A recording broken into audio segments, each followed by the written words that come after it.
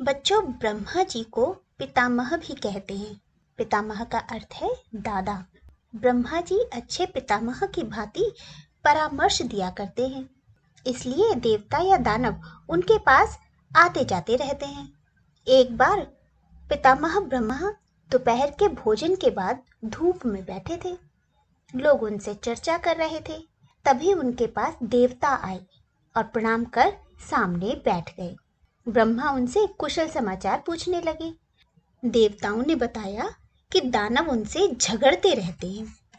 तभी दानव भी वहां आ गए। पितामह को प्रणाम कर वे भी एक और बैठ गए। पितामह ने उनसे भी हालचाल पूछा।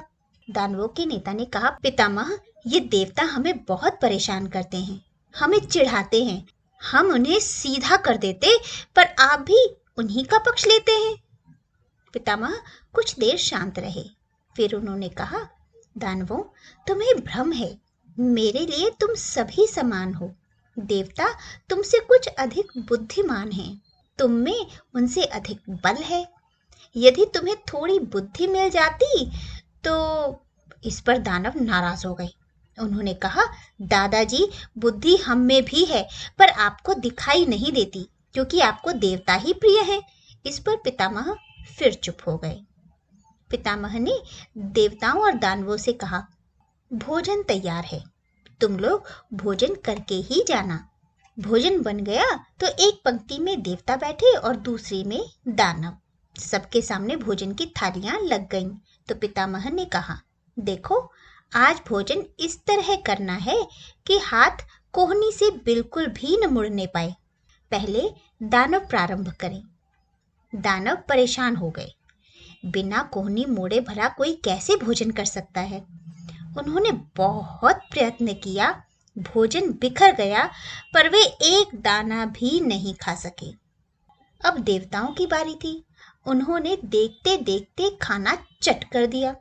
एक दाना भी बर्बाद नहीं हुआ। जानते हो उन्होंने कैसे खाया? उन्होंने अपने हाथ से कौर उठाकर दूसरे के मुंह में डाला और इस प्रकार एक दूसरे को भोजन कराया। इसमें कोहनी मोड़ने की आवश्यकता ही नहीं पड़ी। अंत में पितामह ने समझाया, देखो, दूसरों को खिलाने से हम स्वयं भी खा सकते हैं, पर स्वार्थी होने से हमें कुछ नहीं मिलता। दानवों ने पितामह की पूरी बात सुनी भी नहीं और गुस्सा होकर बीच में ही उठकर चल दिए। बच्चों, इस कहानी से आपको क्या शिक्षा मिली, ये मुझे कमेंट में जरूर बताना। बच्चों, मेरी अगली कहानी का इंतजार करना, अपने सभी बड़ों का आदर करना और उनकी बात मानना, ठीक है? और तब तक के लिए बाय।